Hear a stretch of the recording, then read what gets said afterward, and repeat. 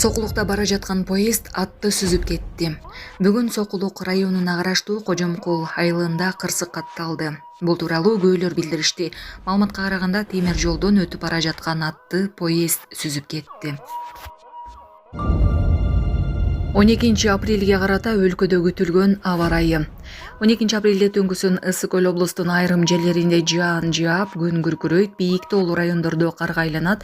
Күндүз Чүй, Ысык Көл облустарынын айрым жерлеринде жаан жаап, күн күркүрөйт, бийик тоолуу райондордо карга айланат.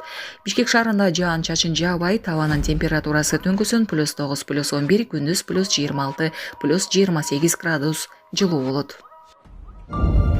Бишкекте 26 жыл мурун чет элдик уюмга сатылып кеткен бала бакча мамлекетке кайтарылды. Бишкекте 872 чарчы метрлик 0,32 гектар жер тилкесиндеги номер 93 бала бакчанын имараты мамлекетке кайтарылды. Бул тууралуу КМК билдирди. Маалыматка ылайык, бала бакчанын имараты 1995 жылы Тышкы иштер министрлигинин карамагына чет мамлекеттердин дипломатиялык өкүлчүлүктөрүн жайгаштыруу үчүн берилген. Бирок 1999 жылы мамлекеттик мүлктү башкаруу фондунун макулдугу менен дипломатиялык статусу жок чет өлкөлүк уюмга сатылып кеткен. Атайын кызмат Бишкек шаардык соту мүлктү сатып алуу жана сатуу келишимин жараксыз деп таап, анын натыйжасында мекеме мамлекеттин менчигине кайтарылганын белгиледи. Якутияда автокырсыктан кыргыз жана тажик жарандарынын өмүрү кыйылды. Орусияга караштуу Якутия Жумуриятындагы Алдан шаарында болгон жол кырсыгынан Тажикстандын 4 жана Кыргызстандын 1 жараны каза тапты. Бул тууралуу Алдан шаарынын өзгөчө кырдаалдар кызматы 11 апрелде билдирди. Жергиликтүү маалымат каражаттары жазгандай, кырсык эртең менен болгон. Мигранттар бараткан Toyota машинасы КамАЗ жүк ташуучу автоунаасы менен сүзүшкөн. Азоди радиосуна каза болгондордун туугандары билдиргендей, тажикстандыктардын баары Согди облусунун Шахристан районунун тургундары болгон жана ошол эле күнү Тажикстандан келишкен. Кыргызстандын жараны такси айдоочу катары иштеп жүргөн. Ал Тажикстандын жарандарын Алдан шаарына жеткирип бараткан. Мигранттар Алдан шаарындагы бир заводко эмгек келишими аркылуу баратышкан. Жергиликтүү бийлик окуянын себептерин иликтөө жүрүп жатканын билдирди. Каза болгондордун сөөгү жакындарына өткөрүлүп берилди. Кыргызстанда да, Тажикстандын да 100 миңдеген жараны Орусияга иш издеп барат. Булак Азаттык. Саламатсыздарбы, урматтуу мекендештер, өзүңүздөргө белгилүү болгондой, Москва шаарында рейдтер, массалык кармоолор күч алууда. Андыктан документи жок жүрүүдөн абайлаңыз. Эң башкысы официалдуу адамдарга кайрылыңыздар. Таза регистрация мыйзамдуу түрдө даярдайбыз. Мөөнөт өтүп кетсе, базадан чыгып кетсе, сак арбага карточка, ДМС, ННН, СНИЛС, ОМС, медкарта, трудовой договор, карат зимеден текшерүү, деги эле иш кагаздарда кандай көйгөй болбосун, кайрылыңыздар. Байланыш телефону +7 915 126 73 29. Тажик оппозициясы Рахмонго каршы эл аралык кылмыш сотуна кайрылды. Тажикстанда Эмомали Рахмон башкарган режимдин куугунтугуна кабылып келген оппозициялык саясатчылар президентке жана өлкө бийлигине каршы Гаагадагы эл аралык кылмыш сотуна арыз менен кайрылышты. Аларга чет өлкөлөрдөгү укук коргоочулар да кошулуп, Тажикстан жетекчилигин адамзатка каршы кылмыштарга барган деп айыптап жатышат. Арыз жолдонгонун Тажикстанда тыюу салынган Ислам кайра жаралуу партиясынын Бозгундагы лидери Мухиддин Кабири социалдык тармактагы баракчасы аркылуу кабарлады.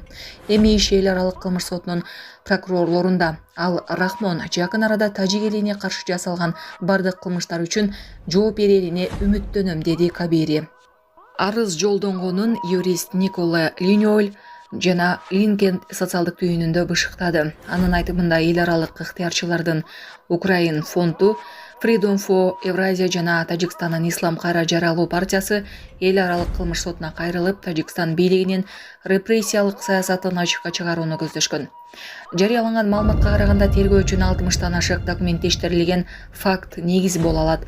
Алардын катарында кыйноо, зордуктоо, сотсуз жазалоо жана өлкөдөн мажбурлап чыгарып жиберүү фактылары бар. Мухиддин Кабири «Настоящее время» телеканалына курган маегинде эл аралык кылмыш соту Тажикстандын жогорку жетекчилигин камакка алуу жарыянын баштайт деген ишеничин бөлүштү. Биз эл аралык юристтер менен бул багыттагы ишти 4 жыл мурун баштаганбыз. Ал кезде биз көп чуу чыгарбай коомчулукка жарыялабастан терең жана олуттуу негизде иш алып барууну чечтик. Азыр биздин арыздын көлөмү 250 беттен ашат. Анда видео материалдар, аудио жазмалар, күбөлөрдүн жеке көрсөтмөлөрү бар, дейди Кабири. Тажикстан бийлиги бул маселе боюнча азырынча эч кандай комментарий бере элек. Булак Азаттык. Ассаламу алейкум, урматтуу кыргыз элим, Кубанычбек кызы кымбат. Улум Мухаммад ошо жол кырсыгына кабылып башынан удар алган. Азыркы учурда жардамга муктаж, балам отура албайт, баса албайт. Баламдын операциясына жардам кылып кетиңиздер, сиздерден сураныч. Баланын бир жери ооруса, эненин жүрөгү ооруйт экен, сиздерден сурадарым. Баламдын басып кетүүсүнө себепкер болуңуздар. Көптү көрсөгөл болот дейт. Мен да балам көптүн катарында басып, ойноп, күлүп жүрүшүн каалайм. Бул теңдүүлөр чуркап жүрөт азыр.